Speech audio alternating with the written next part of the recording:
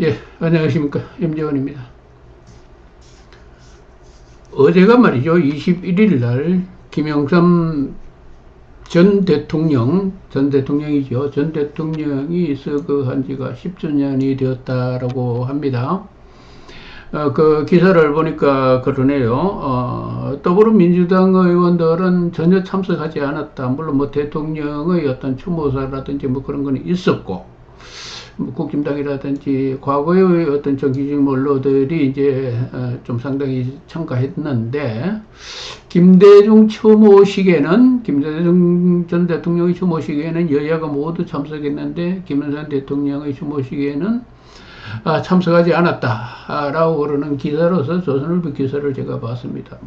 제가 김영삼 대통령에 대해서 별 관심이 없었기 때문에 10주년 추모식인지 뭔지 또 몰랐지만은, 어제가 21일 추모식이라고 하네요. 그리고 거기에서 모인 이제 정치인들이 어떤 추모 행위를 보니까 대충 이런 내용이 나옵니다. 김영삼 대통령은, 민주주의의 우뚝 선 봉우리 김영삼 대통령을 추모하다라고 그러면서, 지금 안철수신가요? 누군가? 아니네. 김문식 대통령 비서실장이라고 나오네요. 그죠?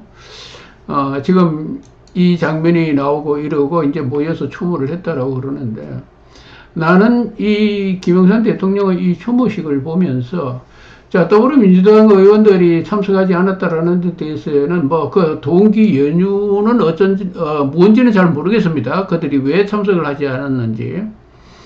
그러나 나는 그렇게 생각합니다.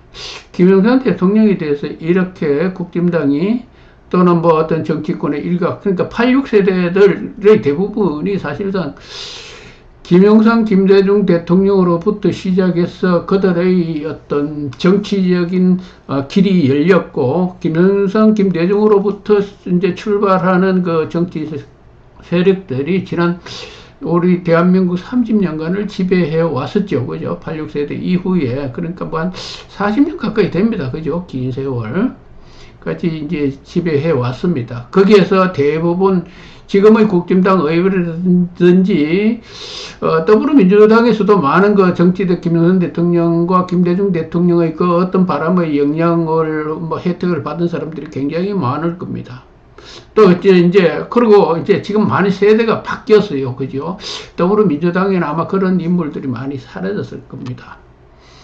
그런데 이제 국힘당 내에서는 지금 김영삼 대통령의 추모식에 참석한 의원들이 대부분 김영삼 대통령과는 크게 인연이 없는 신세대들도 아마 많이 참가했을 거예요. 그죠? 크게 연관이 없는. 보니까 천하람 대표도, 그러니까 개혁신당이죠. 거기에 참가했다라고 그러는 이제 기사 내용이 있던데. 근데 우리가 이 김영삼 대통령을 지금 추모하는 이 모임의 정치인이 몰려든다라고 그러는 이 장면을 보면서 나는 굉장히 이 정치인들의 쉽게 얘기해서 색깔 속에서 색안경을 끼고 세상을 바라보는 눈. 그러니까 자기 정치적인 어떤 이념 속의, 그 색깔 안경 속에서는, 정말로 진실로 대한민국의 어떤 봐야 될 어떤 본연의 모습, 실제로 국민들과 대한민국의 갈 길을 이제 확인해야 되는, 알아야 되는, 정말로 정치인들이 걸어야 될 정도, 그것이 무언가를 전혀 볼 줄 모르는 사람들이로구나라는 생각을 합니다. 그렇기 때문에 국힘당이 저렇게 지금 이렇게 망했는지도 모르죠. 그런 어떤 명확한 이념과 정치색이 기본적으로 어떤 진실이나 실제 현실의 어떤 실리에 근거를 두고 그 진실을 파헤쳐가는 추구하는 그런 어떤 정치적인 행위를 하지 않았다라고 그러는 그 자체가, 그 자체의 어떤 정명으로서 지금 현재까지 김영삼 추모 대회에 저렇게 사람이 모여들고, 뭐 민주주의의 우뚝 선 봉우리라든지 등등과 같은 이런 것으로 미사역으로서 지금 추모를 하고 있다는 이 사실, 그 사상이 아직 빠져있다라는 사실 자체를 보면서 참 보수가 왜 망했는가라는 것을 한번 생각하지 않을 수가 없다라는 얘기입니다. 한번 묻겠습니다. 그게 혹시 한동훈도 거기에 참가를 했습니까? 참가 안 했겠죠. 그죠? 거기 참가하면 안 되는 겁니다. 왜? 왜 그런가? 자, 김영삼 대통령이 이런 얘기를 했습니다. 과거에 이 조선일보에서 이 회고록으로 나온 내용인데 말이죠. 이 내용이 있습니다. 1980년 당시에 말이죠. 1980년 당시에 이 내용이 있습니다. 김대중만 물리치면 정권을 잡을 것이라고 생각했다. 1980년 그 당시에.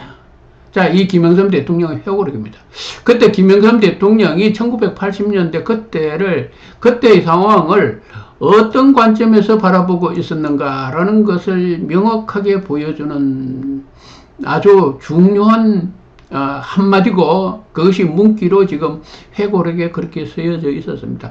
김영삼 대통령이 그때 그 당시에 어떤 생각을 가지고 있었고, 어떤 시국을 바라보는 눈이 무엇이었으며, 그 시국에서 대한민국을 위해서, 민주주의의 실체를 위해서, 대한민국을 위해서, 국민을 위해서 어떤 스탠스를 취해야 하고 무엇을 추구했었어야 한다라는 것은 그때 당시의 지도자라면 확고한 어떤 명확한 어떤 자기 방향성이 있어야 됩니다. 그런데 그 방향성이라고 그러는 것이 지금 얘기했듯이 김대중만 제거하면은 자기가 대통령이 될 수 있었을 거다라고 얘기를 했다라는 겁니다. 그죠? 자, 이렇게 얘기했습니다. 자, 이 얘기는 무슨 얘기냐면, 제가 1980년대, 이 사람도 1980년대 그때 당시에 24살로서, 그죠? 24살로서, 전방부대에 있었고, 그때 그 상황을, 면밀하게 시국의 상황을, 그러니까 굉장히, 이제 제가, 발칸부에 있었으니까 말이죠. GOP, 백학, 도라 OP 거기에 있었으니까, 무슨 얘기냐면 판문점 바로 앞입니다. 굉장히 이제 건물만 쓰면 시간적이고 굉장히 많았어요. 바둑을 두고 뭐 그럴 정도로. 그러니까 그때 그 당시에 세상을 바라볼 수 있는 많은 여유와 생각과 그 시국에 대한 생각을 할 수 있는 많은 시간, 여유가 있었다라는 얘기죠. 그래서 그때의 상황을 정확하게 나는 알고 있었다라는 얘기입니다. 또 북한과 휴전선을 맞대고 있는 초병으로서 시국 상황을 잘 알고 있었던 사람입니다. 그런데, 자, 그때 당시에 이 김영삼 대통령이 그런 얘기를 했다. 김대중만 잡으면은 자기가 대통령이 될 수 있을 거라고 생각했다라고 얘기를 합니다.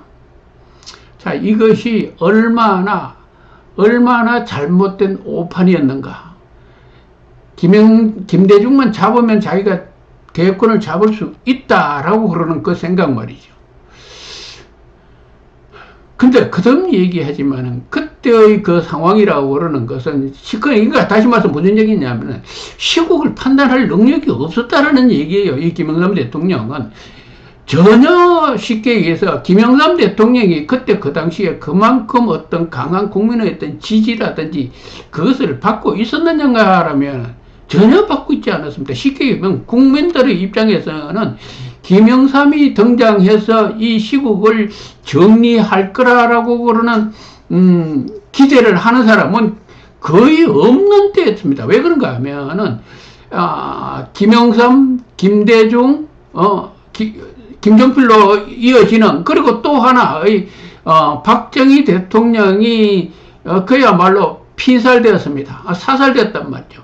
여기에 분노하는 국민, 죽은 박정희를 향하는 어떤 추모였던 국민적인 열망, 그것이 어디를 반박했느냐라면은 반격했느냐라면은 상집, 야당, 상집, 정치를 잡고자 해서, 박정희를 거꾸로 떨이고, 민주주의를 세워야 되겠다라고 그러는 그 사람들, 야권의 사람들, 그 사람들에 대한 어떤 강한 어떤 반발심, 정오심, 어쩌면 연골되어 있지 않을까, 어떤 주범이지 않을까, 어떤 엄회적인 어떤 모의가 있지 않았을까 등등과 같은 그런 죽은 박정희에 대한 어떤 정오심이라든 이런 것이 굉장히 높은 국민의 지지율로 민심에 깔려 있었다는 말이죠. 그런데 그 당시에 그러함에도 불구하고, 자, 여론의 분포가 이러함에도 불구하고 김영삼 대통령이 김대중만 잡으면은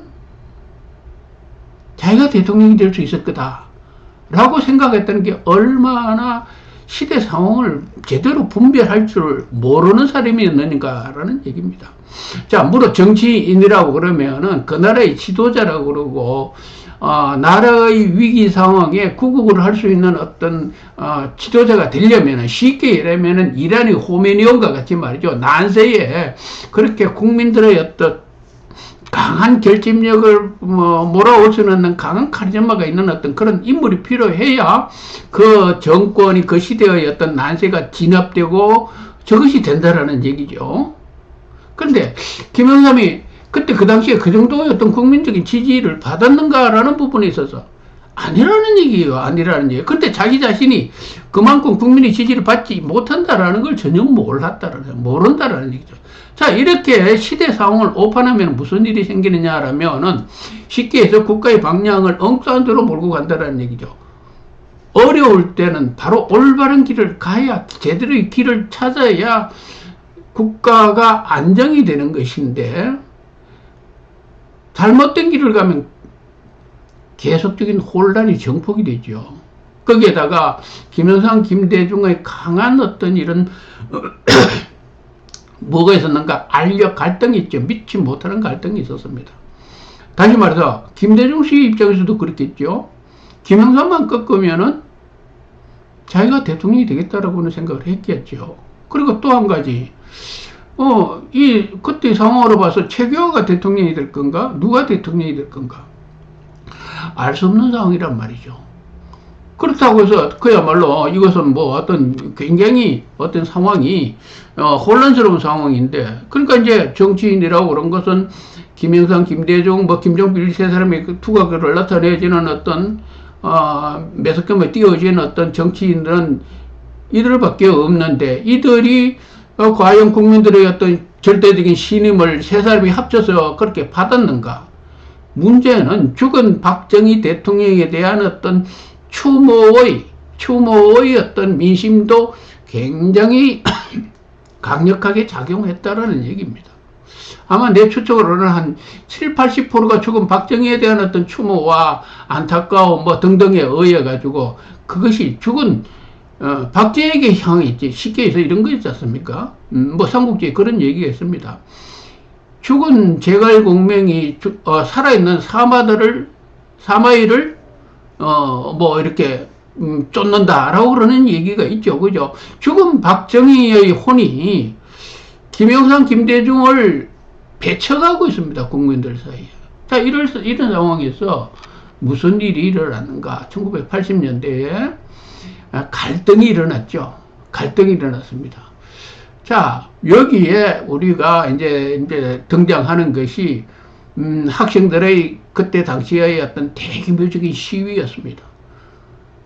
제야 인사들은 그렇게 얘기합니다. 학생들의 시위가 5월 18일 이전까지, 17일 이전까지는 요란했지만은, 자제를 하고 어떤 질서를 잡으려고 모두 노력을 했었다라고 얘기를 합니다. 그죠? 그런데 그때 그 당시에 사실상 본질적으로 그렇지 않았었거든요. 언제 어디서든지 이 사회를 그 이전까지 굉장히 혼란스러운 일이 있으니까, 다시 말해서 체계와 정부가 이 문제를 통제하고 다스릴 만한 그런 어떤 전혀 힘이 없는 존재. 그러니까 제어의 어떤 그런 상임의 입장에서 좀 체계화 정도에 아주 우습게 알았다라는 얘기죠. 그죠? 그때 당시에 굉장히 우습게 알았다. 정부를 우습게 알았다라는 얘기입니다. 이런 상황이 진행되는 가운데였죠. 그럼에도 불구하고 김영삼은 요지를 말하면은 자기가 자신이 대통령이 되면은 대한민국을 장악할 수 있을 것이다. 장악할 입장이 못 되죠. 근데 충분하게 이제 자기는 착각을 하고 있습니다. 내가 그때 당시에 충분하게 대한민국을 장악할 수 있었다. 라는 것이 김영삼의 신념이었습니다. 근데 객관적으로 봐서 도저히 그것이 불가능하니까 뭐가 출현했습니까? 5.17이라고 그러는 비상계엄이 출현했습니다. 더 이상 정치 활동을 해 놔두었다가는 안 되겠다. 라는 것이 5.17의 비상계엄이고, 군이 전면적으로 등장하게 됨으로 인해 가지고 5.18이 터졌고, 5.18이 터짐으로 인해 가지고 많은 사상자가 생겼고, 그 사상자가 생긴 것이 최규하 정부의 엄청난 부담이 되었다. 다시 말해서 더 이상 최규하 정부가 이 문제를 이끌어갈 그런 상황이 안 되었다. 따라서 대통령의 얼굴이라도 바꿔야 한다. 다른 어떤 것이 나타나서 새로운 어떤 기획적인 어떤 정치적인 변화가 필요하다라고 그러는 차원에서 등장한 것이 전두환이란 말이죠. 전두환이란 말이죠. 그리고 그 이후에 군이 등장한 이후에 대한민국 전국은 안정이 됐습니다. 그것이 비록 폭력적인 것이었던 군의 어떤 폭력에 의한 것이든 어떻든 대한민국은 안정이 되었단 말이죠. 그것이 안정이 전두환 정권 7년간, 8년간, 그리고 노태우 정권 5년간이라고 그러는 어떤 통치를 가능하게 했다라는 얘기입니다. 자, 여기에서 우리가 그런 얘기를 합니다. 전두환의 어떤 구테타라고 그러는 얘기를 합니다. 그죠? 자, 전두환의 구테타라고 그러면 그 전두환의 구테타가 왜 성공할 수 있었느냐라고 얘기하면은 대부분 사람들이 그러죠. 하나회가 있었다. 전두환이가 군을 장악할 수 있었다. 그렇기 때문에 성공했다라고 얘기를 하는데 중요한 것은 이걸 아셔야 됩니다. 자, 서울의 봄이라고 그러는 영화가 있었습니다. 그죠? 서울의 봄이라고 그러는 영화가 있었는데 그 내용도 보면 그겁니다. 군만 장악하면 대한민국은 모든 것이 이루어질 수 있다. 모든 어떤 권력을 장악할 수 있다라는 게 서울의 봄의 요지입니다. 그래서 그러한 상징인 인물로서 가상의 인물, 그 전두환의 그 대신하는 누구였죠? 그 주인공이 있었죠. 그죠? 근데 그건 허구란 말이죠. 다시 말해서 시나리오 작가라고 그러는 흔히 작가들이 소설에서 써대는 아무렇게나 써대는 그런 내용이란 말이죠. 그런데 실제로 그런 일이 현상에서 일어나는가 하면은 안 일어나죠. 일어날 수가 없죠. 왜? 자, 그것이 어디에서 증명이 됐냐면은 이번 윤석열 대통령의 12.3 계엄에서 증명이 되었습니다. 윤석열 대통령은 군만 장악하면은 군 60만 대군을 장악할 수는 없으니까 군 요직 의원 관료들만 장악하면은 군은 명령 체계니까 군만 장악하면은 비상계엄이라는 게 성공할 것이다라고 그러는 것이 서울의 봄의 교훈이었고 김영삼이라고 그러는 인물이 만들어낸 전두환을 반란 세력으로 구테타 세력으로 규정할 때는 만들어낸 전두환의 구테타 성공의 핵심 원리의 김영삼 강의, 김영삼이 주장하고 있는 또 그 김영삼을 추종하는 그자들이 얘기하고 있는 그 내용을 그대로 학습한 윤석열 대통령이 작년 12월 3일 날 구테타를 그 방식대로 실행했습니다. 근데 구테타가 성공했습니까? 성공할 수가 없죠. 없습니다. 구테타라고 그러고 군사 정변이라고 그러는 것이 군을 장악한다라고 해서 그것이 성공하는 것이 아니라는 얘기죠. 지금 더불어민주당이라든지 등에서도 지금 그런 얘기를 합니다. 군을 지금 정군, 숙청을 한다, 군 장교를 바꾼다 등등과 같이 그 얘기를 하는데, 군 자체의 어떤 그 시스템, 그거를 자체를 장악한다라고 해서 구테타가 성공하는 것이 아닙니다. 설사 어느 정도 군을 장악하는 것이 더 치밀하게 잘 조직되었다 한다 하더라도 그 구테타는 결과적으로 실패하게 되고 내란으로 발전하게 됩니다. 국가가 완전히 분열이 되죠. 안정되지 않는다라는 얘기죠.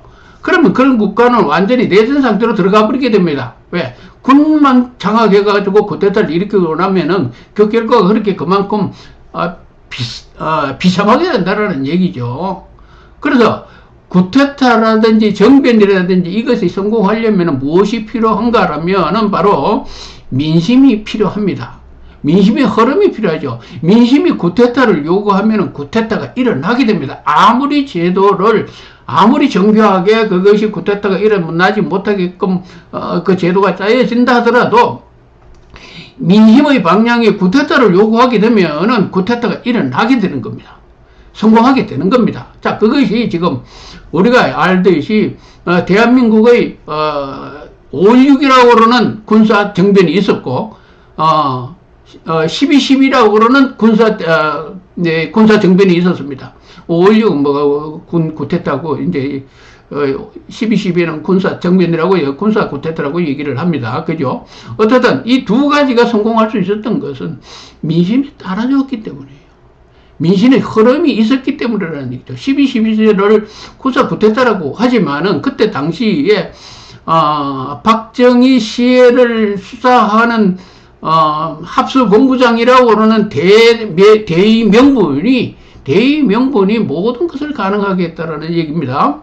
그리고 그것이 다시 말해서 민심의 흐름이었다라는 얘기입니다. 자발적인 민심의 흐름이었다라는 얘기죠. 쉽게 해서 우리가 이 흔히 얘기해서 이 소설을 쓰는 이 입에서 입만 너블너블 하는 그런 어떤 말하기 좋아하는 그런 사람들의 머릿속에는 아마 소설같이 군사 쿠데타라는 것이 누구를 포섭하고 뭘 하면은 어떻게 하면은 군사 정비를 성공한다. 등등같이 이렇게 지금 얽혀되고 있지만은 사실은 그렇지가 않단 말이죠. 자, 실례를, 어떤 예가 있느냐 하면은 요번에 일본에 말이죠. 다카이 사나이가 이런 얘기를 했잖아요. 그죠? 대만 문제에 있어서 대만 사태가 일본의 어떤 생존을 좌우하는 어떤 그런 사태까지 발전할 수 있다라고 그러니까 중국이 발끈했습니다. 자, 발끈했는데 중국의 정부 당국이 일단 발끈했습니다. 그런데 이 사건이 터지자 어떻게 됐어요? 중국 전체가 난립니다. 중국 청년들이 난리고 중국의 작은 어떤 병사들까지 분노하고 있습니다. 쉽게 해서 이런 거죠. 명령만 내려라 그러면은 대만을 점령할 것이다. 자, 쉽게 해서 이게 무슨 얘기냐면은 마치 댐과 같은 거예요. 댐을 흐르면은 물이 확 쏟아지는 거죠. 그죠? 물이 쏟아지는 이유는 댐에 갇혀있는 충만한 힘이 댐을 뚫고 나갈 수 있는 어떤 강한 어떤 힘을 계속 비축하고 있었다라는 얘기죠. 그 한 가지 틈만 열어주면은 왕창 댐을 무너뜨리고 홍수를 일으킵니다. 쿠데타라든지 군을 움직이고 어떤 국가를 어떤 변혁시키는 이 원리는 뭔가라면 민심이라고 그러는 어떤 충만한 어떤 기운이 그것이 있어가지고 그것을 깨뜨리는 그 어떤 시발점, 그죠? 그 어떤 자극, 그것만 주면은 그것이 확 쏟아지는 것 같단 말이죠. 자, 5.16과 5.17 전두환을 군사 쿠데타 뭐라고 얘기하지만 그때 당시의 민심이 어느 쪽으로 흐르고 있었는가라는 얘기입니다. 자, 김영삼은 그렇게 얘기합니다. 그때 전두환 정권이나 군부가 나서야 될 아무런 이유가 없었다. 쉽게 해서 내가 김대중만 제거하면은 내가 대통령까지 될 수 있는 그런 온전한 평온한 상황이었는데 왜 군이 나섰냐? 바로 이 얘기란 말이죠. 그런데 사실상 그때의 상황은 그것은 김영삼의 오발이었습니다. 뭐냐라면은 5.17, 5.18이라고 하는 5.17이라고 하는 어떤 그 뚝을 무너뜨리는 어떤 그 시발점 그것을 터뜨리니까 군이 쏟아져 나온 거예요. 쏟아져 나왔단 말이죠. 쉽게 해서 누가 우리가 지금 비상계엄을 할 때니까 어디 가서 무엇을 하라라고 대통령이 아무리 지령을 하고 전두환이가 아무리 그것을 호소를 해봤자 그때 그 상황 민심의 흐름 그것이 그쪽 방향으로 흐르지 않으면은 전두환이가 체포됩니다. 알겠어요? 윤석열이가 체포되듯이 그때 상황이 그렇단 말이죠. 그런데 그때 그 상황이 5.17이 일어나고, 그리고 군이 전장을 하고 전국을 장악하면서 이제 이 올철이 진행 상황이 일어나니까 광주에서 무슨 일이 일어났죠? 그때 군이 주저했습니까? 아니죠. 그죠? 아주 굉장히 군이 난폭했단 말이죠. 그건 뭐냐면은 그 어떤 물이 쏟아질 때 쏟아지는 것과 같이 그 흐름이 그쪽으로 확 쏠리는 거예요. 민심의 흐름이 그렇게 한쪽으로 그 무엇을 강타하고 나선단 말이죠. 이건 민심의 흐름입니다. 누구의 명령에 의해서 이루어지는 게 아니란 말이죠. 그죠? 쉽게 해서 정치인들이 당시의 어떤 민심의 흐름이라든지 이런 것을 제대로 파악하지 못하게 됐다라면은 이러한 불상사가 일어납니다. 어떠한 민심이 계엄을 반대하는 민심의 어떤 그런 충만한 그것인데 만약에 계엄을 성공하고 누군가 쿠데타를 냈다? 그러면 민심이 뭐죠? 쿠데타군을 타도해버리죠. 그죠? 그런데 민심이 계엄 쪽으로 흐르고 있고 그것이 필요하다라고 얘기하면 계엄군이 터지면은 민심이 호응을 합니다. 호응을 한단 말이죠. 그러면은 그 쿠데타는 완전히 성공하는 거예요. 그죠? 자, 이렇게 해가지고, 자, 이런 것이 그때 당시 1980년대의 상황인데 말이죠. 그때 그 상황에서, 자, 누가 어떻게 됐죠? 민심을 읽지 못하는 정치인들은 전부, 제거가 되었습니다. 제거가 되었단 말이죠. 그 제거가 되었을 때 국민들이 저항했습니까? 안 했습니다. 광주에서, 흔히 얘기해서 민과 관이 충돌을 했죠. 그 광주에서밖에 일어난 게 아닙니다. 그래서 얘기하기를 흔히 얘기해서 광주 사태라고 합니다. 광주 사태에 있었지만 그 광주 사태가 뭐 주장하는 내용이 뭐였느냐? 민주화였습니다. 그래서 광주 민주화 운동이라고 하기도 합니다. 그죠? 근데 그 당시에 1980년대 그때의 민심은 광주에서밖에 그렇게 저항이 없었다라는 얘기예요.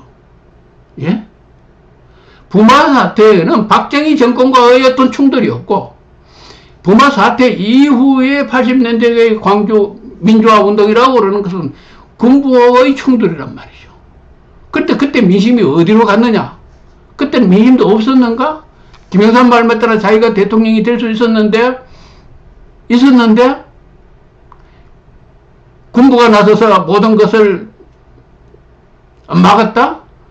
그것이 민심의 흐름이 아니었더라면, 과연, 자기가 얘기했듯이, 자기가 얼마든지 대통령이 될 수 있었다?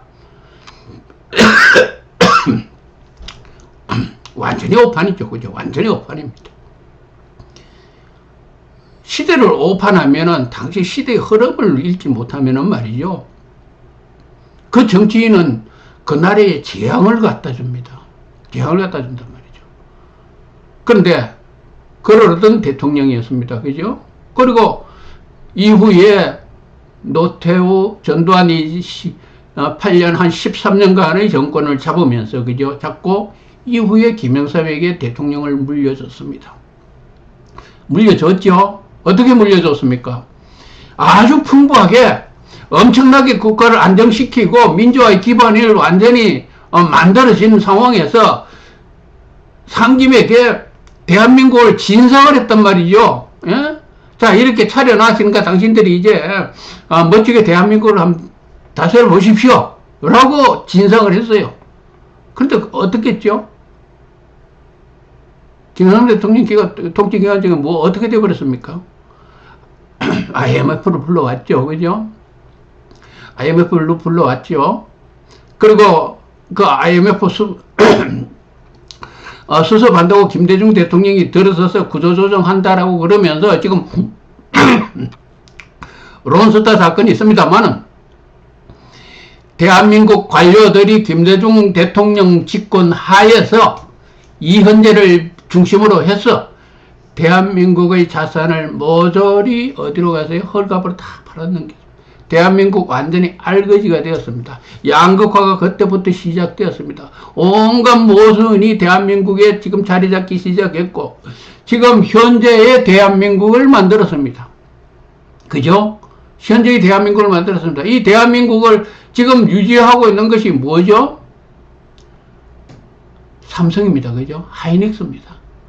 삼성 하이닉스 이병철이라고 하는 한 선구자가 대한민국에 유일하게 대한민국을 유지할 수 있는 유일한 어떤 핵심 중심의 어떤 경제적인 그 무엇을 지금 박아놓고 그것이 지금 대한민국을 유지하고 있습니다. 그러나 대한민국의 지금 현실을 한번 보시라는 얘기죠. 얼마나 지금 심각한가라는 얘기입니다. 대한민국에 미래가 있습니까? 나는 여기 시골에 살고 있지만은 길거리에 나가면 젊은이가 없습니다. 나가서 길거리에 만나는 젊은이는 전부 외국인 베트남인입니다.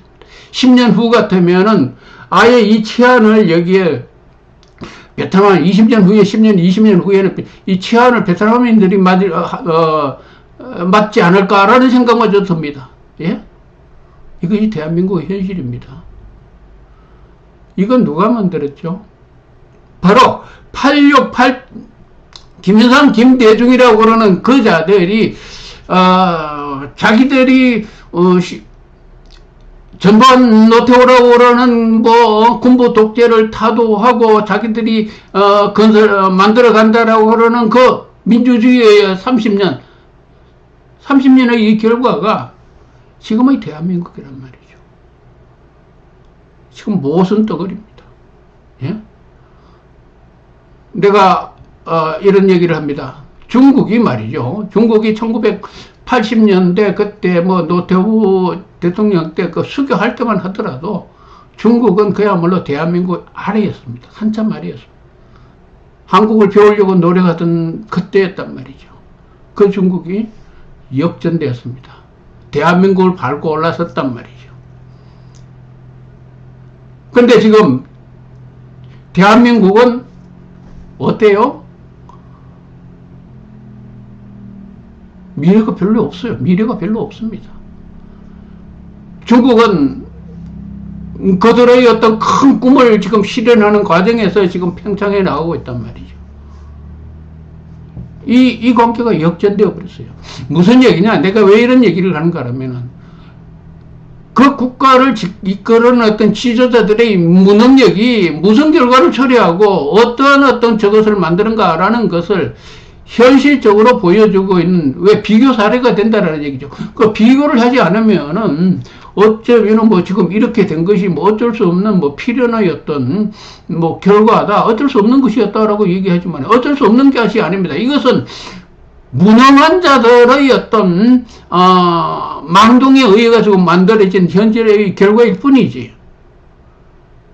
그 무능한 자가 누구였죠? 그 무능한 자의 상징이 누구였죠? 바로 김영삼이라고 그러는 인물 아닙니까? 예? 그런데 이 인물을 말이죠. 예? 이렇게 추모를 합니까? 이렇게 추모를 하느냐라는 얘기죠. 이런 추모를 하는 국힘당이 있으니까 말이죠. 예? 이런 추모를 하는 국힘당의 정신 상태가 국힘당이 계속 망하는 이유입니다. 그래도 올해는 더불어민주당은 추모를 안 한다고 그러네요. 그죠? 추모를 할 가치가 없는 인물이죠. 김영삼은. 그렇지 않습니까? 그런데 김영삼을 추모한다. 김영삼에 대해서 김영삼을 추모하려거든. 그죠? 추모할 수도 없지만은, 추모라고 그러는 것이 단순히 그가 무슨 대단한 인물이어서가 아닙니다. 그죠? 흔히들 얘기합니다. 하나회를 척결했고, 그런 얘기를 합니다. 하나회가 왜 무서운 존재죠? 쉽게 해서, 하나회가 전두환을 기반으로 해서 쿠데타를 성공했다라고 그러지만, 하나회가 있어서 쿠데타를 성공했고, 전두환이가 성공한 것이 아니라, 무지한 상김에 의해 가지고 그들이 정치적인 어떤 정도를 걷지 못함으로 인해 가지고 민심을 얻지 못함으로 인해 가지고 전두환이라고 하는 인물이 출연했다, 군이 출연했다 라는 것이 정답이죠. 그죠? 그런데 하나회가 왜요? 왜? 응? 하나회 척결한 것이 대단한 것 같이 지금 떠들고 앉았고, 금융설변제 실시한 것이 대단한 것 같이 떠들고 앉았고, 자, 그걸 했으니까 위대한 민주주의 뭐다? 그러면은, IMF를 철회하고 대한민국을 왕창 말아먹은 그 김영삼의 고아에 대해서는 얘기하지 않습니까? 자, 자, 그것을 얘기한다라면은, 그것을 공평하게 얘기한다라면은, 전두환도 추모해야죠. 그죠? 노태우도 추모해야죠. 그죠? 다 인정을 해야죠. 그런데 이 86세대들이라는 것은 군부 독재는 절대 인정하지 않으려고 그러고 있습니다. 뭐 민주당이야 당연히 인정 안 하겠지만은 이 국진당 이 자체가 그런 썩어빠진 정신을 가지고 있다는 얘기죠.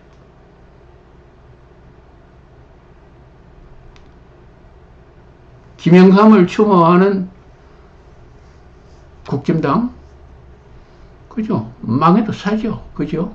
예? 예, 다음에 뵙겠습니다.